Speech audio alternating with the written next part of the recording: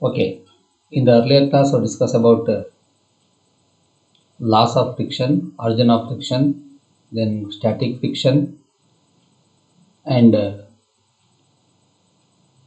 kinetic friction. Okay, now let us come to the next concept is angle of friction. Consider an object rest on the horizontal surface. The force acting on the body are: one is applied force, another one is weight of the body, and static friction Fs maxima and normal reaction n. Yes, ಒಂದು horizontal surface ಮೇಲೆ ಒಂದು box ಇಟ್ಟಿದ್ದೀವಿ ಅಂತ ಅನ್ಕೊಳ್ಳೋಣ. ಒಂದು box ಇಟ್ಬಿಟ್ಟು ಈ ಬಾಕ್ಸಿಗೆ ಹೀಗೆ force ಕೊಡ್ತಾ ಇದ್ದೀವಿ, ಎಳಿತಾ ಇದ್ದೀವಿ ಅಂತ ಅನ್ಕೊಳ್ಳೋಣ. ಅವಾಗ ಈ ಬಾಕ್ಸಿಗೆ ಮಾಸ್ ಇದೆ, ಅಡ್ಜಷನ್ ಡ್ಯೂ ಟು ಗ್ರಾವಿಟಿ ಆಕ್ಟ್ ಆಗುತ್ತೆ. That is W, that is weight of the body ಅಂತ ಕರಿತೀವಿ. That is W is equal to M into G ಅಂತ ಕರಿತೀವಿ. For every reaction there is an equivalent opposite reaction. This is the action, this is the reaction. ಈ force ಅನ್ನು apply ಮಾಡಿದಾಗ ಏನಾಗುತ್ತೆ, ಈ ಕಡೆಗೆ ಆಪೋಸಿಟ್ ಆಗಿ ಫ್ರಿಕ್ಷನಲ್ ಫೋರ್ಸ್ ಎಕ್ಸಿಸ್ಟ್ ಆಗುತ್ತೆ. ಹೌದಾ? That is a limiting friction. ಯಾವಾಗ ಸ್ಲೈಡ್ ಆಗುತ್ತೆ ಆ ಮ್ಯಾಕ್ಸಿಮಮ್ ಸ್ಟ್ಯಾಟಿಕ್ ಫ್ರಿಕ್ಷನ್ ನಾವೇನ್ ಕರಿತೀವಿ, ಲಿಮಿಟಿಂಗ್ ಫ್ರಿಕ್ಷನ್ ಅಂತ ಕರಿತೀವಿ. Acts on this direction. Okay, angle of friction ಅಂದ್ರೆ ಏನು ಅಂತಂದ್ರೆ, ಈಗ ಇದು ನಾರ್ಮಲ್ ರಿಯಾಕ್ಷನ್, ಇದು ಸ್ಟಾಟಿಕ್ ಫ್ರಿಕ್ಷನ್. ಇವೆರಡು ಫೋರ್ಸ್. ಇದು ವೇಟ್ ಅಂದ್ರೆ ಫೋರ್ಸ್, ನಾರ್ಮಲ್ ರಿಯಾಕ್ಷನ್ ಅಂದ್ರೆ ಫೋರ್ಸ್. ಯಾಕಂದ್ರೆ weight is equal to normal reaction ಹೇಳಿದೆ ಹಿಂದಿನ ಕ್ಲಾಸ್ ಅಲ್ಲಿ. ಇದು ಫೋರ್ಸ್, ಇದು ಫೋರ್ಸ್. ಒಂದು ಫೋರ್ಸ್ ಹಿಂಗೆ, ಒಂದು ಫೋರ್ಸ್ ಹಿಂಗೆ ಆಕ್ಟ್ ಆಗುತ್ತೆ ಅಂದ್ರೆ ರಿಸಲ್ಟೆಂಟ್ ಅಲಾಂಗ್ ದಿಸ್ ಡೈರೆಕ್ಷನ್.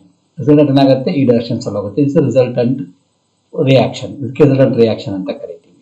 ಹೌದಾ? ಎಸ್. ಈಗ ನಾವು ಆಂಗಲ್ ಆಫ್ ಫ್ರಿಕ್ಷನ್ ಯಾವ್ಯಾವ್ದು ಕೇಳ್ತೀವಿ ಅಂತಂದ್ರೆ, ಆಂಗಲ್ ಬಿಟ್ವೀನ್ ಬರ್ತವೆ. Resultant of normal reaction, resultant of normal reaction and the static friction is called total reaction ಅಂದ್ರೆ ಆರ್. ಇದು ಮತ್ತೆ ಇವೆರಡರ ಟೋಟಲ್ ಮೊತ್ತ ಇಲ್ಲಿ ಹೋಗುತ್ತೆ, ಇಲ್ಲಿ ಆಕ್ಟ್ ಆಗುತ್ತೆ. This is called as total reaction. Okay, the angle made by R with normal to the surface is called angle of friction. R with the normal to surface is called as angle of friction. ಅಂದ್ರೆ static friction ಮತ್ತೆ normal reaction ಒಟ್ಟು ಮೊತ್ತ ಈ diagonal act ಆಗುತ್ತೆ. ಈ ಡಯಾಗ್ನಲ್ಗೂ ಮತ್ತು normal reaction ಇರ್ತಕ್ಕಂಥ angle ಅನ್ನು ನಾವು ಏನ್ ಕರಿತೀವಿ ಅಂದ್ರೆ ಆಂಗಲ್ ಆಫ್ ಫ್ರಿಕ್ಷನ್ ಅಂತ ಕರಿತೀವಿ. Okay, this is horizontal surface, this is the one object. Okay, then have to apply the applied force on this direction. Naturally the static friction acts in this direction. Okay, because it's sliding, then it's called as Fs maxima or limiting friction. Then this body has its own weight, acts in downward direction. At the same time, the normal reaction is upward direction. The upward direction is normal reaction. The resultant of these two, ivedu motta that acts in this direction, this is called as total reaction. The angle between total reaction and normal reaction is called as angle of friction. This is angle of friction anta karitivi. Therefore, the angle of friction is an angle made by the resultant of the kinetic friction and normal force with the normal to the surface. Then from the figure, tan theta is equal to Fs maxima divided by n. Yes, ಈ theta ಇದೆಯಲ್ವಾ, ಇದೊಂದು angle ತಗೋಣ, right angle ತಗೊಂಡು. ಹೌದಾ? ಇದು Fs maxima ಆದ್ರೆ ಇದು Fs maxima ಆದ್ರೆ ಇದು Fs maxima-ನೇ, ಕರೆಕ್ಟಾ? ಇದು Fs maxima-ನೇ, ಕರೆಕ್ಟಾ? ಓಕೆ, ಹಾಗಿದ್ರೆ tan theta is equal to ಏನು ಹೇಳ್ತೀವಿ ನಾವು? tan theta is equal to opposite by adjacent. This is the normal. This is normal. ಇಲ್ಲಿ ನಾರ್ಮಲ್ ಇದೆ. ಹೌದಾ? ಹಾಗಿದ್ರೆ tan theta is equal to Fs maxima divided by n ಅಂತ ಬರುತ್ತೆ. ಇದು opposite side, this is adjacent side. tan theta is equal to Fs maxima divided by n. Fs maxima divided by n. But mu s is equal to Fs maxima divided by n. ಹಿಂದೆ ಓದಿದ್ವಿ ನಾವು coefficient of friction ಓದಿದೆ, ನೆನಪಿದೆಯಲ್ಲ? ಇಲ್ಲಿ ನೋಡಿ, mu is equal to Fs maxima divided by n. ಹೌದಾ? ಹಿಂದಿನ class study ಮಾಡಿದ್ವಿ. ಹಾಗೆ mu is equal to Fs maxima n ಅಂತಂದ್ರೆ tan theta is equal to Fs maxima divided by n ಅಂತ ಬರಬಹುದು, mu s ಅಂತ ಬರೀಬಹುದಾ? Therefore theta is equal to tan inverse of mu s. This is the angle of friction. Theta is equal to inverse function of trigonometry, tangent, that is tan inverse of mu s. Tan theta is equal to mu s. Theta is equal to tan inverse of mu s ಅಂತ ಬರ್ತೀವಿ. This is the expression for angle of friction. The tangent of the angle of friction is equal to the coefficient of static friction. ಗೊತ್ತಾಯ್ತಲ್ವಾ? Tangent of the friction, angle of friction is equal to coefficient of static friction ಅಂತ ಕರೀತೀವಿ. tan theta is equal to mu s ಅಂತ ಕರೀತೀವಿ. theta is equal to tan inverse of mu s ಅಂತ ಕರೀತೀವಿ. This is called as angle of friction. ಮಕ್ಕಳು ಏನು ಕೇಳಿ, ಇದೊಂದು ವುಡನ್ ಬಾಕ್ಸ್ ಅಂತ ಅನ್ಕೊಳ್ಳಿ. ಇದನ್ನ ಒಂದು ಹಾರ್ಡ್ ಸರ್ಫೇಸ್ ಮೇಲೆ ಇಟ್ಟಿದೀವಿ. ಫೋರ್ಸ್ ಅನ್ನು ಹೀಗೆ ಕೊಟ್ಟಾಗ ಫ್ರಿಕ್ಷನಲ್ ಫೋರ್ಸ್ ಈ ಕಡೆ ಆಕ್ಟ್ ಆಗುತ್ತೆ. ಈ ಬಾಡಿಗೆ ಮಾಸ್ ಇದೆ ಅಂದ್ರೆ ವೇಟ್ ಕಡೆ ಆಕ್ಟ್ ಆದ್ರೆ for every action there is an equal and opposite reaction ಅಂದ್ರೆ ಮೇಲ್ಗಡೆ ನಾರ್ಮಲ್ ರಿಯಾಕ್ಷನ್ ಬರುತ್ತೆ. ಈ normal reaction is also force. ಇದು ಫೋರ್ಸ್. ಹಾಗಾದ್ರೆ ಇವೆರಡರ ಒಟ್ಟು ಫೋರ್ಸ್ ಯಾವ ಕಡೆ ಆಕ್ಟ್ ಆಗುತ್ತೆ ಅಂದ್ರೆ ಡಯಾಗ್ನಲ್ ಆಗಿ ಆಕ್ಟ್ ಆಗುತ್ತೆ. ಇದು ಟೋಟಲ್ ರಿಯಾಕ್ಷನ್. ಇದು ನಾರ್ಮಲ್ ರಿಯಾಕ್ಷನ್, ಇದು total reaction. Angle between total reaction and normal reaction is called as angle of friction. ಇದು ಎಫ್ ಎಸ್ ಮ್ಯಾಕ್ಸಿಮಮ್ ಆಗಿರೋದ್ರಿಂದ ಇದು ಎಫ್ ಎಸ್ ಮ್ಯಾಕ್ಸಿಮಮ್ ಆಗುತ್ತೆ. ಇದು ಏನು ಟ್ಯಾನ್ ಥೀಟಾ ಯಾಕೆ ತಗೊಂಡ್ವಿ ನೆನ್ಪಿಟ್ಕೊಳ್ಳಿ. Tan theta, sine theta, cos theta ಅಂತೆಲ್ಲ ಟ್ರಿಗ್ನಾಮೆಟ್ರಿ ಓದ್ತಿದ್ದೀರಿ ನೀವು. ಯಾವ ಎರಡು ಸೈಡ್ಸ್ಗಳು ನಿಮ್ಗೆ ಗೊತ್ತಿದೆ ಅಂದ್ರೆ ಈ ಆಂಗಲ್ ಅನ್ನ ಕ್ಯಾಲ್ಕುಲೇಟ್ ಮಾಡೋದು ಸುಲಭ. ನಿಮ್ಗೆ ಈ ಸೈಡ್ಸ್ ಗೊತ್ತಿದೆ, ಈ ಸೈಡ್ಸ್ ಗೊತ್ತಿದೆ ಅಂದ್ರೆ ನೀನು ಟ್ಯಾನ್ ಫಂಕ್ಷನ್ಸ್ ಅನ್ನು ಯೂಸ್ ಮಾಡ್ತೀಯ. ಇದು ಗೊತ್ತಿದೆ ಅಂತಂದ್ರೆ ಸೈನ್ ಫಂಕ್ಷನ್ ಯೂಸ್ ಮಾಡ್ತೀಯ. ಇದು ಗೊತ್ತಿದೆ ಅಂದ್ರೆ ಹೈಪೋಟೆನಿಯಸ್. ಇದು ಸಿಕ್ಕಿದೆ ಅಂದ್ರೆ ನಿಮಗೆ ಕಾಸ್ ಥೀಟಾ ಯೂಸ್ ಮಾಡ್ತೀಯ. ಹಾಗಾಗಿ ನಮ್ಗೆ ಯಾವ್ಯಾವ ವ್ಯಾಲ್ಯೂ ಸಿಗುತ್ತೆ ಅನ್ನೋದ್ರ ಮೇಲೆ ನಾವೇನ್ ಮಾಡ್ತೀವಿ ಅಂದ್ರೆ ಈ ಟ್ರಿಗ್ನಾಮೆಟ್ರಿ ಫಂಕ್ಷನ್ಸ್ ಅನ್ನ ಚೂಸ್ ಮಾಡ್ಕೊಳ್ತೀವಿ. That is a tan theta. Something about angle of friction. Yes, the one more very interesting is rolling friction. Maximum use ಮಾಡೋದೇ rolling friction. ನಿಮ್ಮ ಸೈಕಲ್ ಮೂವ್ ಆಗೋದಾಗಿರ್ಬೋದು, ವೆಹಿಕಲ್ ಮೂವ್ ಆಗೋದಾಗಿರ್ಬೋದು, ಮನೇಲಿ ಮಿಕ್ಸಿ ತಿರುಗೋದಾಗಿರ್ಬೋದು, ಫ್ಯಾನ್ ತಿರುಗೋದಾಗಿರ್ಬೋದು, ಅವೆಲ್ಲದರಲ್ಲೂ ಇರೋದು ball bearing system ಅಂತ ಕರಿತೀವಿ. Balls ಇರ್ತವೆ. ಹೀಗೆ ಇದು axle, ಇದು ಒಳಗೆ ಕಾಣುತ್ತಲ್ಲ, ಇದು ಉದ್ದ ರಾಡ್ ಇದ್ದಂಗಿರುತ್ತೆ. ಸುತ್ತಲೂ ಬಾಲ್ಸ್ಗಳು ಇರ್ತವೆ. ನಿಮ್ಮ ಸೈಕಲ್ ರಿಪೇರಿ ತಗೊಂಡೋದ್ರೆ ಸೈಕಲ್ ಗರ ಗರ ಗರ ಶಬ್ದ ಬರ್ತಾ ಇದೆ ಅಂದ್ರೆ ಸೈಕಲ್ ಶಾಪ್ ನ ಬಾಲ್ಸ್ ಚೇಂಜ್ ಮಾಡಬೇಕು ಅಂತ ಹೇಳ್ತಾನೆ. ಅಂದ್ರೆ ಒಳಗಡೆ ಬಾಲ್ಸ್ ಇರ್ತವೆ. ಹೌದಾ? ಇದು ಆಕ್ಸಲ್, ಉದ್ದ ರಾಡ್ ಇರುತ್ತೆ. ಸುತ್ತಲೂ ಬಾಲ್ಸ್ಗಳು ಇರ್ತವೆ ಎಲ್ಲಾ ಕಡೆ. ಪೆಡ್ಲಿಂಗ್ ಮಾಡೋ ಜಾಗದಾಗಿರ್ಬೋದು, ವೀಲ್ ಹತ್ರ ಆಗಿರ್ಬೋದು, ಫ್ರಂಟ್ ವೀಲು, ಬ್ಯಾಕ್ ವೀಲು, ನಿಮ್ಮ ಮಿಕ್ಸಿ, ನಿಮ್ಮ ಫ್ಯಾನು, ಎಲ್ಲೆಲ್ಲಿ ತಿರುಗುತ್ತೆ ಇನ್ಸ್ಟ್ರೂಮೆಂಟ್ಗಳು ಅದೆಲ್ಲ ಕಡೆ ಏನ್ ಮಾಡಿರ್ತಾರೆ, ವೆಹಿಕಲ್ಸ್, ಅಲ್ಲೆಲ್ಲ ಕಡೆ ಈ ರೋಲಿಂಗ್ ಫ್ರಿಕ್ಷನ್ಸ್ ಅನ್ನು ಯೂಸ್ ಮಾಡ್ತೀವಿ. ಏನ್ ರೋಲಿಂಗ್ ಫ್ರಿಕ್ಷನ್ ಅಂದ್ರೆ ಏನು? Look here, the frictional force developed when a body rolls on over another is called as rolling friction. ಒಂದು ಆಬ್ಜೆಕ್ಟ್, ಒಂದು ವಸ್ತು ಇನ್ನೊಂದು ವಸ್ತುವಿನ ಮೇಲೆ ರೋಲ್ ಮಾಡ್ತಾ ಇದ್ರೆ ಅದಕ್ಕೆ ನಾವು ರೋಲಿಂಗ್ ಫ್ರಿಕ್ಷನ್ ಅಂತ ಕರಿತೀವಿ. ನೋಡ್ಬೋದು ನೀವು ಸೈಕಲ್ ಆಯಿಲಿಂಗ್ ಮಾಡಿಸ್ತೀವಿ, ಓವರ್ ಆಯಿಲ್ ಮಾಡಿಸ್ತೀವಿ, ಆಯಿಲಿಂಗ್ ಮಾಡಿಸ್ತೀವಿ, ಗ್ರೀಸ್ ಮಾಡ್ತೀವಿ, ಅದೆಲ್ಲ ಇದೇ ಕಾರಣಕ್ಕೆ. ಒಳಗಡೆ ಬಾಲ್ಸ್ ಇರ್ತವೆ. ಈ ಬಾಲ್ ಸವಿತು ಅಂತಂದ್ರೆ ವೀಲ್ ಸರಿಯಾಗಿ ತಿರುಗೋದಿಲ್ಲ, ಸೈಕಲ್ ವೀಲ್ ತಿರುಗೋದಿಲ್ಲ. ಅವಾಗ ಗರ ಗರ ಗರ ಶಬ್ದ ಬರುತ್ತೆ. ಪೆಡ್ಲಿಂಗ್ ಮಾಡ್ಬೇಕಾದ್ರೆ ಪೆಡ್ಲಿಂಗ್ ಗರ ಗರ ಗರ ಶಬ್ದ ಬರುತ್ತೆ. ಅವಾಗ ಏನ್ ಮಾಡ್ಬೇಕು, ಬಾಲ್ಸ್ ಚೇಂಜ್ ಮಾಡ್ಬೇಕು ಅಂತ ಹೇಳ್ತೀವಿ. ಈ ಬಾಲ್ಸ್ ಚೆನ್ನಾಗಿತ್ತು ಅಂದ್ರೆ ವೀಲ್ ಆರಾಮಾಗಿ ತಿರುಗುತ್ತೆ. ಹೀಗೆ ಒಂದು ವಸ್ತು ಇನ್ನೊಂದು ವಸ್ತು ಮೇಲೆ ರೋಲ್ ಮಾಡೋದನ್ನ ನಾವೇನ್ ಕರಿತೀವಿ ಅಂದ್ರೆ ರೋಲಿಂಗ್ ಫ್ರಿಕ್ಷನ್ ಅಂತ ಕರಿತೀವಿ. Static friction, kinetic friction, and one more is rolling friction. Yes, ಇದನ್ನ ಮಿಷಿನ್ಗಳೆಲ್ಲ ಕಡೆ ಯೂಸ್ ಮಾಡ್ತೀವಿ. Advantage of friction. ಹಾಗಾದ್ರೆ ಫ್ರಿಕ್ಷನ್ ಅಡ್ವಾಂಟೇಜಸ್ ಏನಾಗಿದ್ರೆ, friction help us to walk. In the absence of friction it is impossible to walk or to drive on a road, and if we just start moving we shall not be able to stop. Yes, friction ಇರಲಿಲ್ಲ ಅಂತಂದ್ರೆ ನಾವು ನಡೆಯಕ್ಕೆ ಆಗ್ತಿರ್ಲಿಲ್ಲ. Absence of friction ಇಲ್ಲ ಅಂದ್ರೆ ನಮಗೆ walk ಮಾಡಕ್ಕೆ ಬರ್ತಿರ್ಲಿಲ್ಲ.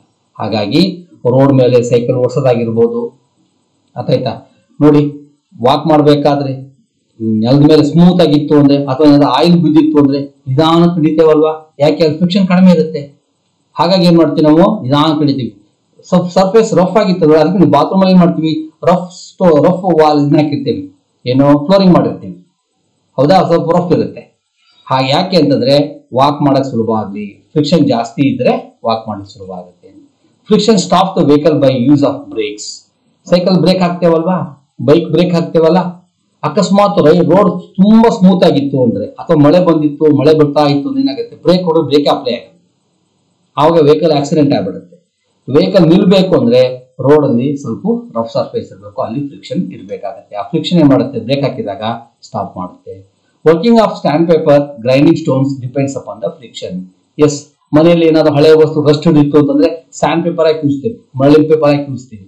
ಯಾಕೆ? ಮರಳಿ ಪೇಪರ್ ಹಾಕಿ ಉಳಿಸಿದ್ರೆ ರಫ್ ಸರ್ಫೇಸ್ ಇರುತ್ತೆ, ರಫ್ ಇರೋದು ಏನಾಗುತ್ತೆ, ಫ್ರಿಕ್ಷನ್ ಏನಾಗುತ್ತೆ, ಕ್ಲೀನ್ ಆಗುತ್ತೆ. Without friction one cannot climb a tree, tie a knot or even if fix a nail. Smooth surface ಅಲ್ಲಿ ಮಳೆ ಹೊಡೆಯಕ್ಕೂ ಆಗಲ್ಲ, ಸರ್ಫೇಸ್ ರಫ್ ಆಗಿರ್ಲಿಲ್ಲ ಅಂತಂದ್ರೆ ಮರ ಹತ್ತಕ್ಕಾಗಲ್ಲ. ಅದೆಲ್ಲ ನಮಗೆ ಫ್ರಿಕ್ಷನ್ ಬೇಕೇ ಬೇಕು. In the absence of friction bricks would not stand on bricks and the entire building would be tumble with friction. Yes, ನೋಡಿ, ಬಿಲ್ಡಿಂಗ್ ಕಟ್ಟಬೇಕಾದ್ರೆ ಮಾಡ್ತೇವೆ, ಇಟ್ಟಿಗೆ ಮೇಲೆ ಇಟ್ಟಿಗೆ ಇಟ್ಬಿಡ್ತಾ ಹೋಗ್ತೀವಿ. ಆ ಇಟ್ಟಿಗೆಯಿಂದ ಒಂದೇ ಇಟ್ಟಿಗೆ ಮಧ್ಯೆ ಮಾಡ್ತೀವಿ ನಾವು ಮರಳು ಮತ್ತೆ ಸಿಮೆಂಟ್ ಮಿಕ್ಸ್ ಮಾಡ್ತೀವಿ. ಸಿಮೆಂಟ್ ಗಮ್ ತರ ಯಾಕೆ ಮಾಡುತ್ತೆ, ಮರಳು ಮಿಕ್ಸ್ ಮಾಡಬೇಕು. ಮರಳು ಅಂದ್ರೆ ಅದು ರಫ್ ಆಗಿರುತ್ತೆ. ಹಾಗೆ ಒಂದ್ ಸ್ಯಾಂಡ್ ಇಂದ ಒಂದು ಬ್ರಿಕ್ಸ್ ಇಂದ ಒಂದು ಇಟ್ಟಿಗೆಯಿಂದ ಒಂದು ಇಟ್ಟಿಗೆ ಏನ್ ಮಾಡುತ್ತೆ, ಗ್ರಿಪ್ ಆಗಿ ಹಿಡ್ಕೊಳ್ಳುತ್ತೆ, ಅಂದ್ರೆ ಫ್ರಿಕ್ಷನ್ ಕ್ರಿಯೇಟ್ ಆಗುತ್ತೆ. ಅದಕ್ಕೆ ನಾವು ಬಿಲ್ಡಿಂಗ್ ಕಟ್ಟಬೇಕಾದ್ರೆ ಯಾಕೆ ಮರಳನ್ನು ಯೂಸ್ ಮಾಡ್ತೀವಿ ಅಂದ್ರೆ ಬಿಕಾಸ್ ಆಫ್ ಫ್ರಿಕ್ಷನ್. ಇನ್ನು disadvantage of friction, the efficiency of machine come down because of friction. Wear and tear ಸೌಕ್ಲಿ ಬರುತ್ತೆ. ಫ್ರಿಕ್ಷನ್ ಜಾಸ್ತಿನೂ ಆಗಬಾರ್ದು, ಕಡಿಮೆ ಇರಬಾರ್ದು. ಜಾಸ್ತಿ ಫ್ರಿಕ್ಷನ್ ಇತ್ತಪ್ಪ ಏನಾಗುತ್ತೆ, ಮಿಷಿನ್ ಬಹಳ ಬೇಗ ಹಾಳಾಗುತ್ತೆ, ಎಫಿಷಿಯನ್ಸಿ ಕಡಿಮೆ ಆಗ್ಬಿಡುತ್ತೆ. ಹಾಗಾಗಿ ನಾವು ಫ್ರಿಕ್ಷನ್ಸ್ ಅನ್ನ ಜಾಸ್ತಿ ಇರಬಾರ್ದು, ಅದು disadvantages. Friction causes wear and tear in many moving parts. In short, a friction is necessary to evil and therefore the attempts are made to reduce it. Yes, ಅಂದ್ರೆ ವೇರ್ ಅಂಡ್ ಟೇರ್ ಸೌಕ್ಲಿ ಬರೋದು ಅಂತ ಹೇಳ್ತೀವಿ ನಾವು. Tyres ದಿನ use ಮಾಡಿ cycle tyre ಆಗುತ್ತೆ, ಸೌಕ್ಲಿ ಬರುತ್ತೆ. ನಾವು ಹಾಕೊಂಡ್ರೆ ಸ್ಟ್ರಿಪ್ ಸೌಕ್ಲಿ ಬರುತ್ತೆ, ಹಾಳಾಗಿ ಹೋಗುತ್ತೆ. ಯಾಕೆಂದ್ರೆ ಫ್ರಿಕ್ಷನ್ ಇದು ಡಿಸಡ್ವಾಂಟೇಜಸ್. ಫ್ರಿಕ್ಷನ್ ಜಾಸ್ತಿ ಆದಾಗ ಏನಾಗ್ಬಿಡುತ್ತೆ ಅಂತಂದ್ರೆ ವೇರ್ ಅಂಡ್ ಟೇರ್ ಸೌಕ್ಲಿ ಬಿಡ್ತವೆ, ವಸ್ತುಗಳು ಹಾಳಾಗ್ತವೆ, ಮಿಷಿನ್ ಹಾಳಾಗ್ತವೆ. ಹೌದಾ? ಹಾಗಾಗಿ ಫ್ರಿಕ್ಷನ್ ಇರಬೇಕು, ಆದ್ರೆ ಜಾಸ್ತಿ ಫ್ರಿಕ್ಷನ್ ಇರಬಾರ್ದು. ಫ್ರಿಕ್ಷನ್ ಇಂದ ಅಡ್ವಾಂಟೇಜಸ್ ಇದೆ, ಡಿಸ್ಅಡ್ವಾಂಟೇಜಸ್ ಇದೆ. ಇದನ್ನ 2 ಮಾರ್ಕ್ಸಿಗೆ ಕೇಳ್ತಾರೆ. Right the advantages and disadvantages of frictional force ಅಂತ, ಫ್ರಿಕ್ಷನ್ ಅಂತ ಕೇಳ್ತಾರೆ. ಆವಾಗ ಇವುಗಳನ್ನ ಬರಬೇಕಾಗುತ್ತೆ. ಇನ್ನೊಂದು 2 ಮಾರ್ಕ್ಸ್ ಕ್ವಶನ್ ಬರುತ್ತೆ, that is this one. That is ಇದು 2 ಮಾರ್ಕ್ಸ್ ಬರ್ತಕ್ಕಂಥದ್ದು. Method of reducing friction. Friction ಅನ್ನ ಹೇಗೆ ರೆಡ್ಯೂಸ್ ಮಾಡ್ತೀವಿ? ಫ್ರಿಕ್ಷನ್ ಜಾಸ್ತಿನೂ ಇರಬಾರ್ದು, ಕಡಿಮೆನೂ ಇರಬಾರ್ದು. ಹೌದಾ? ಆವಾಗ ಫ್ರಿಕ್ಷನ್ ಆಪ್ಟಿಮಮ್ ಆಗಿರ್ಬೇಕು, ನಾರ್ಮಲ್ ಆಗಿರ್ಬೇಕು. ಹೇಗೆ? Rolling friction is much less than the sliding friction. Rolling friction is much less than the sliding friction. Slide ಆಗೋದಕ್ಕೂ ಜಾರೋದಕ್ಕೂ ರೋಲ್ ಆಗೋದಕ್ಕೂ ಡಿಫ್ರೆನ್ಸ್ ಇದೆ. ರೋಲಿಂಗ್ ಅಲ್ಲಿ ಏನಾಗುತ್ತೆ, ಫ್ರಿಕ್ಷನ್ ಕಡಿಮೆ. ಅದಕ್ಕೆ ನಾವು ಬಹಳಷ್ಟು ಕಡೆ ಏನಾಗುತ್ತೆ, ರೋಲಿಂಗ್ ಫ್ರಿಕ್ಷನ್ ಯೂಸ್ ಮಾಡ್ತೀವಿ. Thus rolling frictional force is reduces by providing ball bearings and ಹೇಳ್ದ ಪಾಲ್ಸ್ ಹಾಕಿರ್ತಾರೆ ನಿಮ್ಮ ಸೈಕಲ್ ಎಲ್ಲ ಅಂತ ಹೇಳಿದ ball bearings at the free wheels of bicycles, axle of motors and dynamos. ನಿಮ್ಮ ಫ್ಯಾನು, ಮಿಕ್ಸಿ, ನಿಮ್ಮ bicycle, 2 wheeler, 4 wheeler ಎಲ್ಲ ವೀಲ್ಗಳಲ್ಲಿ ಏನ್ ಮಾಡ್ತಾರೆ ಅಂದ್ರೆ ಬಾಲ್ಸ್ ಅನ್ನು ಯೂಸ್ ಮಾಡಿರ್ತಾರೆ. ಯೂಸ್ ಮಾಡಬೇಕು ಬಾಲ್ ಬೇರಿಂಗ್ಸ್ ಅನ್ನು. To reduce the friction between two surfaces, a suitable oil or grease is introduced between the surfaces. 2 surface ಮಧ್ಯ ಫ್ರಿಕ್ಷನ್ ಆಗ್ತಿದೆ ಅಂತಂದ್ರೆ ಅದ್ರ ಮಧ್ಯೆ ಏನ್ ಮಾಡಬೇಕು ಅಂದ್ರೆ ಆಯಿಲ್ ಹಾಕಬೇಕು ಅಥವಾ ಗ್ರೀಸ್ ಅನ್ನು ಹಾಕಬೇಕು. ಅವಾಗ ಏನಾಗುತ್ತೆ, ಫ್ರಿಕ್ಷನ್ ಕಡಿಮೆ ಆಗುತ್ತೆ. This method is reduce the friction is known as lubrication. ಅದಕ್ಕೆ ಲುಬ್ರಿಕೇಟ್ ಮಾಡೋದು ಅಂತ ಹೇಳ್ತಾರೆ. ವೆಹಿಕಲ್ ಲುಬ್ರಿಕೇಟ್ ಮಾಡ್ತಿರ್ತಾರೆ, ಒಂದು 5,000 ಕಿಲೋಮೀಟರ್ ಹೋದ ತಕ್ಷಣ ಲುಬ್ರಿಕೇಟ್ ಮಾಡ್ತಾರೆ. Materials are use in the this known as lubricates. ಅದಕ್ಕೆ ಲುಬ್ರಿಕೇಟ್ಸ್ ಅಂತ ಕರೀತಾರೆ. Sometimes thin film of soft metal like lead or indium is smeared on the hard surface like steel and reduces the friction. ಈ LED ಇದೆಯಲ್ಲ ಮತ್ತೆ indium smooth metals, ಇವೇನ್ ಮಾಡ್ತಾರೆ ಅಂದ್ರೆ hard metals ಮಧ್ಯೆ ಇಟ್ಟಿರ್ತಾರೆ, ಅವಾಗ ಫ್ರಿಕ್ಷನ್ ಕಡಿಮೆ ಆಗುತ್ತೆ. ಹೀಗೆ ನಾವು ಮಾಡೋದ್ರ ಮೂಲಕ ಏನ್ ಮಾಡ್ಬೋದು ಅಂತಂದ್ರೆ ಫ್ರಿಕ್ಷನ್ಸ್ ಅನ್ನ ರೆಡ್ಯೂಸ್ ಮಾಡ್ಬೋದು. ಅಂದ್ರೆ ಆಯಿಲಿಂಗ್ ಮಾಡೋದ್ರ ಮೂಲಕ, ಬಾಲ್ ಬೇರಿಂಗ್ ಯೂಸ್ ಮಾಡೋದಕ್ಕೆ, ಗ್ರೀಸ್ ಮಾಡೋದ್ರ ಮೂಲಕ, ಮತ್ತೆ ಸ್ಮೂತ್ ಮೆಟಲ್ಸ್ ಗಳನ್ನ ಯೂಸ್ ಮಾಡೋದ್ರ ಮೂಲಕ ನಾವು ಏನ್ ಮಾಡ್ಬೋದು ಅಂದ್ರೆ ಸಾಧ್ಯವಾದಷ್ಟು ಫ್ರಿಕ್ಷನ್ಸ್ ಅನ್ನ ರೆಡ್ಯೂಸ್ ಮಾಡ್ಬೋದು. ಫ್ರಿಕ್ಷನ್ ಬೇಕು, ಆದ್ರೆ ಜಾಸ್ತಿ ಇರಬಾರ್ದು, ಆಪ್ಟಿಮಮ್ ಆಗಿರ್ಬೇಕು, ಎಷ್ಟು ಬೇಕು ಅಷ್ಟನ್ನೇ ಯೂಸ್ ಮಾಡಬೇಕು ಅಂತ ಹೇಳ್ತಿರೋದು. ಅದಕ್ಕೆ ಫ್ರಿಕ್ಷನ್ಸ್ ಅನ್ನ ನಾವು ಅಡ್ವಾಂಟೇಜಸ್ ಇದೆ, ಡಿಸ್ಅಡ್ವಾಂಟೇಜಸ್ ಇದೆ. ಮತ್ತೆ ಅದನ್ನ ಹೇಗೆ ಫ್ರಿಕ್ಷನ್ಸ್ ಅನ್ನ ಬಹಳ ಫ್ರಿಕ್ಷನ್ ಆಗುತ್ತೆ, ಏನು ಮಾಡಕ್ ಬರಲ್ಲ, ಅವಾಗ ಏನ್ ಮಾಡ್ಬೇಕು, ಮಿಕ್ಸಿ ಯೂಸ್ ಮಾಡ್ಲೇಬೇಕು, ಫ್ಯಾನ್ ತಿರ್ಗಲೇಬೇಕು, ವೆಹಿಕಲ್ ಓಡಲೇಬೇಕು, ಹಾಗಂತ ಬಿಡಕ್ ಬರಲ್ಲ. ಅದು ಸಾಧ್ಯದಷ್ಟು ಅವುಗಳಂತ ವೆಹಿಕಲ್ಗಳಲ್ಲಿ ನಾವು ಕೆಲವೊಂದು ಮೆಥಡ್ಸ್ ಇವೆಲ್ಲ ಮೆಥಡ್ಸ್ ಗಳನ್ನ ಯೂಸ್ ಮಾಡಿ ಏನ್ ಮಾಡಬೇಕು ಅಂದ್ರೆ ಫ್ರಿಕ್ಷನ್ಸ್ ಅನ್ನ ರಿಡ್ಯೂಸ್ ಮಾಡಬೇಕು ಅನ್ನೋದನ್ನ ಹೇಳ್ತೀವಿ. Okay, now let us come to the next concept is applications of circular motion. You know circular motion, the earlier chapter, motion in a plane ಅಲ್ವಾ? motion in a plane ನಲ್ಲಿ circular motions ಅನ್ನ ಓದಿದ್ವಿ. ಅದರ applications, you know the expression for centripetal acceleration AC is equal to v square by r ಅಂತ ನಾವು already ಇದನ್ನ derivation ಮಾಡಿದ್ವಿ ಹಿಂದಿನ chapter. ಈಗ ನಾವು centripetal force, centripetal acceleration, the force is acts always towards the centre of the circle is called as centripetal force. Acceleration ಯಾವ ಕಡೆ act ಆಗುತ್ತೆ, ಫೋರ್ಸ್ ಆ ಕಡೆ ಆಕ್ಟ್ ಆಗುತ್ತೆ. ಯಾವಾಗಲೂ ಒಂದು ವಸ್ತು ತಿರುಗಬೇಕಾದ್ರೆ ಫೋರ್ಸ್ ಯಾವಾಗ ಟುವರ್ಡ್ ಸೆಂಟರ್ ಆಕ್ಟ್ ಆಗುತ್ತೆ ಅಂತ ಫೋರ್ಸ್ ನಾವೇನ್ ಕರಿತೀವಿ ಅಂತಂದ್ರೆ ಸೆಂಟ್ರಿಪಿಟಲ್ ಫೋರ್ಸ್ ಅಂತ ಕರಿತೀವಿ. The necessary centripetal force provided by friction. ಈ ಫ್ರಿಕ್ಷನ್ ಏನ್ ಮಾಡುತ್ತೆ ಅಂದ್ರೆ ಈ ನೆಸೆಸರಿ ಸೆಂಟ್ರಿಪಿಟಲ್ ಫೋರ್ಸ್ ಅನ್ನ ಕೊಡುತ್ತೆ. ರೋಡಲ್ಲಿ ಹೋಗ್ಬೇಕಾದ್ರೆ ರೋಡಿನ ಕರ್ವ್ ಇರುತ್ತೆ, ಕರ್ವ್ ಇರ್ಬೇಕಾದ್ರೆ ಸರ್ಕ್ಯುಲರ್ ಮೋಷನ್, ಈ ಕರ್ವ್ ಇರ್ಬೇಕಾದ್ರೆ ಏನ್ ಮಾಡುತ್ತೆ ಅಂದ್ರೆ frictional centripetal force sentry act ಆಗ್ತಿರುತ್ತೆ. ಅವಾಗ ನಾವು ಬಿದ್ದು ಬಿಡ್ತೀವಿ ಜೋರಾಗಿ ಹೋಗ್ಬಿಟ್ಟು. ಅದಕ್ಕೆ ಮಾಡ್ತೀವಿ ಬ್ರೇಕ್ ಹಾಕಿ ಸ್ಲೋ ಮಾಡ್ಕೊಡ್ತೀವಿ. ಇಲ್ಲ ರೋಡನ್ನ ಇನ್ಕ್ಲೈನ್ ಮಾಡಿರ್ತಾರೆ, ಹಿಂಗೆ ಬ್ಯಾಂಕಿಂಗ್ ಮಾಡಿರ್ತಾರೆ, ಇಲ್ಲ ಬ್ರೇಕ್ ಹಾಕ್ತೀವಿ, ಸ್ಲೋ ಮಾಡ್ಕೊಡ್ತೀವಿ. ಅದೆಲ್ಲವೂ ಫ್ರಿಕ್ಷನ್ ಸಂಬಂಧಪಟ್ಟಿರ್ತಕ್ಕಂಥದ್ದು, ಬಟ್ ಸರ್ಕ್ಯುಲರ್ ಮೋಷನ್ಸ್ ಬರ್ತಕ್ಕಂಥದ್ದು. A particle executing uniform circular motion has centripetal acceleration which is acting along the radius and towards center of the circular path. To cause this acceleration, a force is necessary. The force responsible for the centripetal acceleration is called as centripetal force. If m is the mass of the particle and AC, small c, AC is the centripetal acceleration, then centripetal force Fc is given by Fc is equal to m into AC. AC in centripetal acceleration v square by r ಅಥವಾ r omega square, m r omega square. ಹಿಂದಿನ chapter ಅಲ್ಲಿ ಇವೆರಡನ್ನು derivation ಮಾಡಿದೀವಿ. ಇದು centripetal force ಅಂತ ಕರಿತೀವಿ. v ಅಂದ್ರೆ linear speed, omega ಅಂದ್ರೆ angular speed, r is the radius of the path. Yes, centripetal force act along the radius and towards center of the circular path. Centripetal force may be defined as force acting on a particle in uniform circular motion which is directed towards the center and along the radius. Centripetal force ಅಂದೇನು ಅಂತ ಹೇಳ್ಕೊಂಡಿದ್ದೀವಿ. Example for centripetal force. Examples ಕೊಡೋಣ. When a ball tied to one end of the string is reeled in a circular path at a constant speed, the tension in the string provides the centripetal force acting on the ball. ಒಂದು ball ದಾರ ಕಟ್ಕೊಂಡು ಹಿಂಗೆ ತಿರುಗಿಸ್ತಿರ್ತೇವಲ್ವ, ಹಿಂಗೆ ತಿರುಗಿಸ್ತಾ ಇದ್ದೀವಿ ಅಂತಂದ್ರೆ, ಹಿಂಗೆ ತಿರುಗ್ತಾ ಇದೆ ಅಂದ್ರೆ force always acts towards the centre along the radius. ಅಂದ್ರೆ ಆ ಥ್ರೆಡ್ ಟೆನ್ಷನ್ ಮೂಲಕ ಏನಾಗುತ್ತೆ, ಫೋರ್ಸ್ ಎಕ್ಸ್ಪೀರಿಯನ್ಸ್ ಆಗುತ್ತೆ ಅನ್ನೋದನ್ನ ಎಕ್ಸಾಂಪಲ್ ಕೊಡ್ತೀವಿ. For the motion of the moon or satellite around the earth, the gravitational force provide the centripetal force. ಯಾಕೆ moon ಅಥವಾ ಸ್ಯಾಟಲೈಟ್ಸ್ಗಳು ಯಾಕೆ ಭೂಮಿ ಸುತ್ತಾ ಇದಾವೆ, ಯಾಕೆ ಸುತ್ತಿದಾವೆ ಅಂದ್ರೆ because of centripetal force provided by gravitation. ಭೂಮಿಯ ಗುರುತ್ವಾಕರ್ಷಣ ಬಲ ಇದೆ, ಆ ಗುರುತ್ವಾಕರ್ಷಣ ಬಲದಿಂದ ಏನ್ ಮಾಡ್ತೇವೆ ಅಂತಂದ್ರೆ ಅವೆಲ್ಲವೂ ಏನಾಗ್ತವೆ ಅಂದ್ರೆ ಸರ್ಕ್ಯುಲರ್ ಮೋಷನ್ಸ್ ಅಲ್ಲಿ ಸೂರ್ಯನ ಭೂಮಿಯ ಸುತ್ತಲೂ ಸುತ್ತಾ ಇದ್ದಾವೆ. ಹಾಗೇನೆ all planets are revolve around the sun. Sun ಸುತ್ತಲೂ ಸೂರ್ಯ ಎಲ್ಲ ಪ್ಲಾನೆಟ್ಸ್ ತೆಗೋದಕ್ಕೂ ಇದೇ ಕಾರಣ. ಆಯ್ತಾ? Yes. The motion of a car on a level road. ಒಂದು ಲೆವೆಲ್ ರೋಡ್ ಅಲ್ಲಿ ಒಂದು ಕಾರ್ ಚಲಿಸ್ತಾ ಇರ್ಬೇಕಾದ್ರೆ ಏನೆಲ್ಲ ಆಗುತ್ತೆ ಎಕ್ಸಾಂಪಲ್ಸ್ ತರ ಎಕ್ಸ್ಪ್ಲನೇಷನ್ ಕೊಡ್ತಾ ಹೋಗ್ತೀವಿ. The 3 force act on the car. ಒಂದು ಕಾರ್ ಹಿಂಗ್ ಕರ್ವ್ ರೋಡ್ ಅಲ್ಲಿ ಹೋಗ್ತಾ ಇದೆ ಅಂತಂದ್ರೆ ಅದ್ಮೇಲೆ 3 ಫೋರ್ಸ್ ಆಕ್ಟ್ ಆಗುತ್ತೆ. ಒಂದು ಆ ಬಾಡಿಗೆ ಮಾಸ್ ಇರುತ್ತೆ, ಇನ್ನೊಂದು acceleration due to gravity act ಆಗುತ್ತೆ, ವೇಟ್ ಬರುತ್ತೆ. That is W is equal to m into c. Normal reaction ಗೊತ್ತಲ್ಲ, ಆಕ್ಷನ್ ವೇಟ್ ಹಿಂಗ್ ಕೆಳಗೆ ಆಕ್ಟ್ ಆದ್ರೆ ಮೇಲ್ಗಡೆಗೆ ನಾರ್ಮಲ್ ರಿಯಾಕ್ಷನ್ ಬರಲೇಬೇಕು. Another one is frictional force. Tyre ಉಜ್ಜುತ್ತಲ್ಲ ರೋಡಿಗೆ, ಫ್ರಿಕ್ಷನಲ್ ಫೋರ್ಸ್. ಒಂದು ಕಾರು ರೋಡ್ ಮೇಲೆ ಹೋಗ್ತಾ ಇದೆ ಅಂದ್ರೆ ಅದ್ರ ಮೇಲೆ 3 ಫೋರ್ಸ್ ಆಕ್ಟ್ ಆಗುತ್ತೆ. ಒಂದು ವೇಟ್ ಆಫ್ ದ ಕಾರು, ಅದಕ್ಕೆ ಆಪೋಸಿಟ್ ಆಗಿ normal reaction, for every reaction there is an equivalent opposite reaction. ಇನ್ನೊಂದು ಟೈರ್ ಉಜ್ಜೋದ್ರಿಂದ ಬರ್ತಕ್ಕಂಥದ್ದು ಫ್ರಿಕ್ಷನಲ್ ಫೋರ್ಸ್.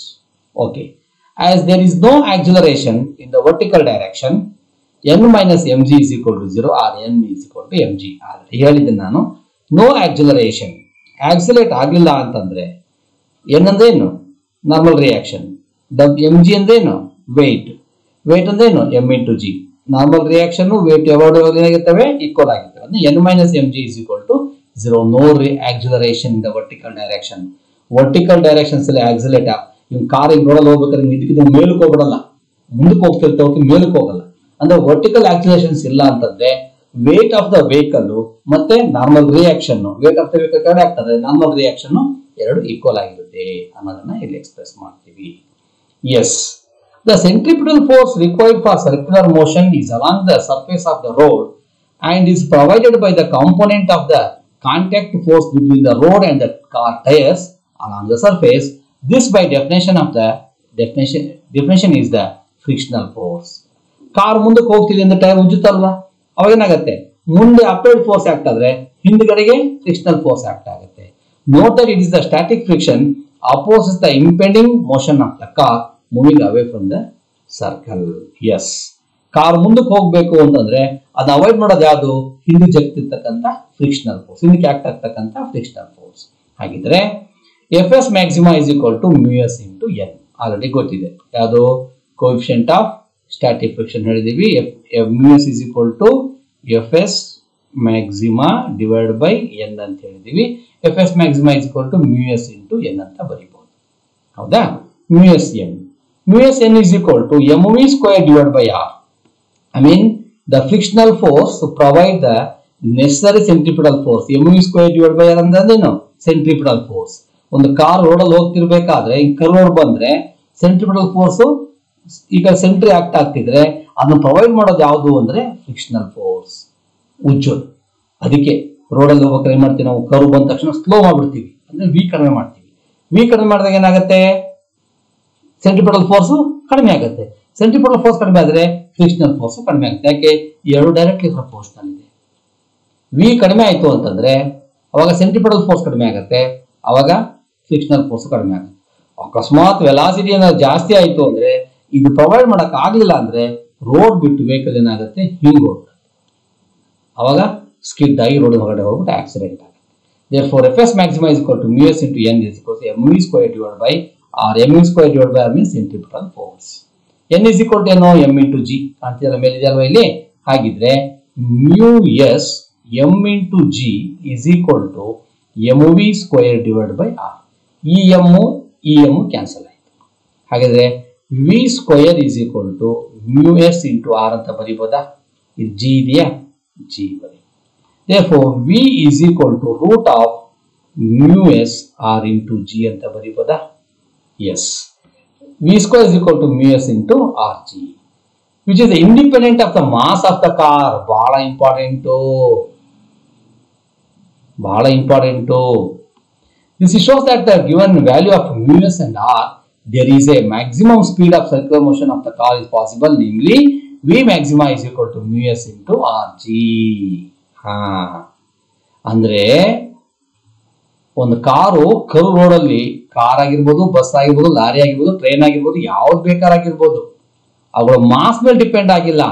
ಯಾವ್ದ ಮೇಲೆ ಡಿಪೆಂಡ್ ಆಗಿದೆ? Square root of coefficient of friction and radius of the curve. ಆ ರೋಡಿನ ಕರ್ವ್ ಎಷ್ಟಿದೆ ಅನ್ನೋದ್ರ ಮೇಲೆ. ನೋಡಿ, ಇದು ರೇಡಿಯಸ್ ಕಾಣುತ್ತಲ್ಲ, ಇದು ರೇಡಿಯಸ್ ಮೇಲೆ ಡಿಪೆಂಡ್ ಆಗಿದೆ. ಮತ್ತೆ acceleration due to gravity, g ಯಾವಾಗಲೂ ಕಾನ್ಸ್ಟೆಂಟ್ ಆಗಿರುತ್ತೆ. ಕೋಎಫಿಷಿಯಂಟ್ ಆಫ್ ಫ್ರಿಕ್ಷನ್ ಮತ್ತೆ ರೇಡಿಯಸ್, ಇವೆರಡರ ಮೇಲೆ ವೆಹಿಕಲ್ ಸ್ಪೀಡ್ ಡಿಪೆಂಡ್ ಆಗುತ್ತೆ. ನಾವು ಅದಕ್ಕೆ ಫ್ರಿಕ್ಷನ್ ಕೊಡಕ್ ಆಗಿಲ್ಲ ಅಂದ್ಬಿಟ್ರೆ ಮಾಡ್ತೀವಿ, ಸಡನ್ ಆಗಿ ಸ್ಪೀಡ್ ಕಡಿಮೆ ಮಾಡ್ಬಿಡ್ತೀವಿ. ಸ್ಪೀಡ್ ಕಡಿಮೆ ಮಾಡಲಿಲ್ಲ ಅಂತಂದ್ರೆ ಇದು ಪ್ರೊವೈಡ್ ಮಾಡಕ್ಕಾಗಲ್ಲ, ಆಕ್ಸಿಡೆಂಟ್ ಆಗ್ಬಿಡುತ್ತೆ. ಅದಕ್ಕೆ v maxima is equal to root of mu s into r into g ಅಂತ ಕರಿತೀವಿ. Motion of car on a bank road. Bank road ಅಂದ್ರೆ ಏನು ಅಂತ ಹೇಳ್ತೀನಿ ನೋಡಿ. ಈ ರೋಡಲ್ಲಿ ಕರ್ವ್ ಇತ್ತು ಅಂತ ಅನ್ಕೊಳ್ಳೋಣ. ಯಾವ ಕಡೆ ಕರ್ವ್ ಇರುತ್ತೋ ಆ ಕಡೆ ತಗ್ಗು ಮಾಡುತ್ತಾರೆ, ಈ ಕಡೆ ಹತ್ರ ಮಾಡಿರ್ತಾರೆ. ಅಕಸ್ಮಾತ್ ರೋಡ್ ಈಗ ಕರ್ವ್ ಇತ್ತು ಅಂತ ಅನ್ಕೊಳ್ಳೋಣ, ಈ ಕಡೆ ತಗ್ಗು ಮಾಡ್ತಾರೆ, ಈ ಕಡೆ ಬ್ಯಾಂಕಿಂಗ್ ಅಂತ ಕರಿತೀವಿ. ಅಂದ್ರೆ ಯಾವ ಕಡೆ ಕರ್ವ್ ಇರುತ್ತೆ ನೋಡಿ, ಇಲ್ಲಿ ಮಾಡಿದ್ದಾರೆ ನೋಡಿ, ಇಲ್ಲಿ ಕೆಳಗಿದೆ, ಇಲ್ಲಿ ಹೈಟ್ ಮಾಡಿದ್ದಾರೆ ರೋಡ್, ಇದ್ರ ಮೇಲೆ ಈ ವೆಹಿಕಲ್ ಬರ್ತಾ ಇದೆ, ಇಲ್ಲಿ ವೆಹಿಕಲ್ ಬರುತ್ತೆ. ಈ ರೋಡ್ ಕರ್ವ್ ಇದ್ದಲ್ಲಿ ಮಾಡ್ತಾರೆ, ಹಿಂಗೆ ಮಾಡುತ್ತಾರೆ. ನೀವು ನೋಡ್ಬೋದು, ವೆಹಿಕಲ್ ಹಿಂಗೆ ಬೆಂಡ್ ಆಗುತ್ತೆ, ಹಿಂಗೆ ಆಗಬೇಕಾಗ್ಲೇ ಹೋಗ್ಬೇಕಾದ್ರೆ ಹಿಂಗೆ ಬೆಂಡ್ ಆಗುತ್ತೆ, ಮತ್ತೆ ಈಗ ಒಂದ್ ತಕ್ಷಣ ಹೀಗೆ ಬೆಂಡ್ ಆಗುತ್ತೆ. ಯಾಕೆ ಅಂದ್ರೆ ಬ್ಯಾಂಕಿಂಗ್ ಮಾಡುತ್ತಾರೆ. ಬ್ಯಾಂಕಿಂಗ್ ಮಾಡೋದ್ರೆ ಒಂದು ಎಡ್ಜನ್ನ ಯಾವ ಕಡೆ ಕರ್ವ್ ಇರುತ್ತೋ ಎಡ್ಜನ್ನ ಕಡಿಮೆ ಮಾಡಿ ಆಪೋಸಿಟ್ ಎಡ್ಜನ್ನ ಔಟರ್ ಎಡ್ಜನ್ನ ಏನ್ ಮಾಡ್ತಾರೆ, ಹೈಟ್ ಮಾಡುತ್ತಾರೆ. ಇದಕ್ಕೆ ನಾವೇನ್ ಕರಿತೀವಿ, ಬ್ಯಾಂಕಿಂಗ್ ಆಫ್ ರೋಡ್ಸ್ ಅಂತ ಕರಿತೀವಿ. ಎಸ್, ಬರ್ನ್ ಹಾಗಿದ್ರೆ ಲುಕ್ ಇಲ್ಲೊಂದು ವೆಹಿಕಲ್ ಹೋಗ್ತಾ ಇದೆ ಅಂತ ಅನ್ಕೊಳ್ಳೋಣ. ಇಲ್ಲೊಂದು ವೆಹಿಕಲ್, ಯಾವುದು ಒಂದು ವೆಹಿಕಲ್ ಬರ್ಕೊಳ್ಳೋಣ. ಇಲ್ಲಿ ಹಿಂಗೊಂದು ರೋಡ್ ಇದೆ, ಇದು ರೋಡ್, ಇದು ಹಿಂಗಿದೆ ರೋಡು, ಬ್ಯಾಂಕಿಂಗ್ ಮಾಡಿದ್ದಾರೆ, ಹಿಂಗಿದೆ ರೋಡು. ಇದ್ರ ಮೇಲೆ ಒಂದು ವೆಹಿಕಲ್ ಹಿಂಗೆ ಹೋಗ್ತಾ ಇದೆ. ಇದೇ ವೆಹಿಕಲ್ ಅಂತ ಅನ್ಕೊಳ್ಳೋಣ. ಇದೇ ಒಂದು ವೆಹಿಕಲ್ ಹಿಂಗೆ ಬರ್ತಾ ಇದೆ. ಇದು ವೇಟ್ ಆಗುತ್ತೆ, ಹಿಂಗೆ ಆಕ್ಟ್ ಆಗುತ್ತೆ. ಎಷ್ಟು ಮಾಡಿದ್ರೆ ವೇಟ್ ಹಿಂಗೆ ಆಕ್ಟ್ ಆಗುತ್ತೆ. ವೆಹಿಕಲ್ ಹಿಂಗಿದೆ, ಹೌದಾ? ನಾರ್ಮಲ್ ರಿಯಾಕ್ಷನ್ ಆಗುತ್ತೆ, ವೇಟ್ ಹಿಂಗೆ ಆಕ್ಟ್ ಆದ್ರೆ ನಾರ್ಮಲ್ ರಿಯಾಕ್ಷನ್ ಹಿಂಗೆ ಆಕ್ಟ್ ಆಗುತ್ತೆ. ಇದು ಹಿಂಗೆ ಆಗ್ಬೇಕು, ಆಕ್ಚುಲಿ ಹಿಂಗಿದ್ದು ಮಾತ್ರ ಕರೆಕ್ಟ್. ಅವಾಗ ಏನ್ ಮಾಡ್ಬೇಕು, ನಾರ್ಮಲ್ ರಿಯಾಕ್ಷನ್ ಅಂದ್ರೆ ಫೋರ್ಸ್. ಈ ಫೋರ್ಸ್ ಏನ್ ಮಾಡ್ಬೇಕಾಯ್ತಂದ್ರೆ ರಿಲೇಷನ್ ಆಫ್ ವೆಕ್ಟರ್ಸ್ ಮಾಡ್ಬೇಕು, ಗೊತ್ತಲ್ಲ, ಫೋರ್ಸ್ ದ ವೆಕ್ಟರ್. ಇದು ರಿಸರ್ವ್ ಮಾಡ್ಕೊಂಡ್ರೆ ಹೀಗೆ ಬರುತ್ತೆ.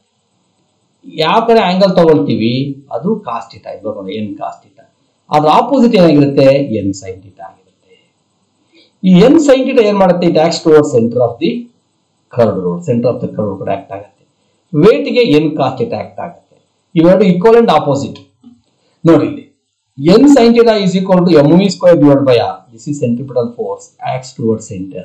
ಸೆಂಟರ್ ಕಡೆ ಆಕ್ಟ್ ಆಗ್ತಿರುತ್ತೆ. ಹಿಂಗೆ ರೋಡ್ ಇದೆಯಾ, ಹಿಂಗೆ ರೋಡ್ ಇದೆಯಾ, ವೆಹಿಕಲ್ ಹಿಂಗೆ ಬೆಂಡ್ ಆಗುತ್ತಾ, ಸೆಂಟ್ರಿಪಿಟಲ್ ಫೋರ್ಸ್ ಹಿಂಗೆ ಆಕ್ಟ್ ಆಗುತ್ತೆ. Centripetal acts towards center. Therefore n sin theta is equal to mv square divided by r.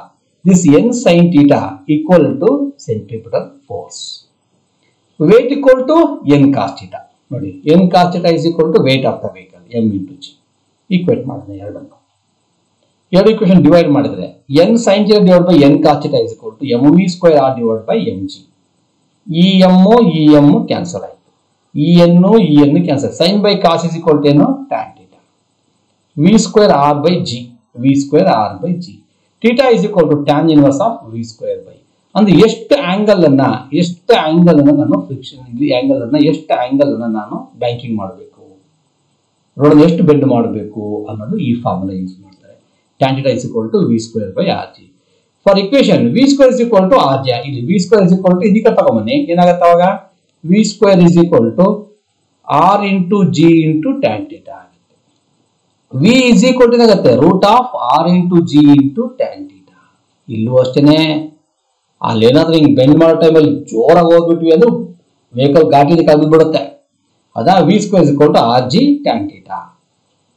Expression for elevation h, ಅಂದ್ರೆ ಎಷ್ಟು ಹೈಟ್ ರೋಡ್ ಮಾಡಿರ್ತಾರೆ ಅನ್ನೋದಕ್ಕೆ tan theta is equal to h by d.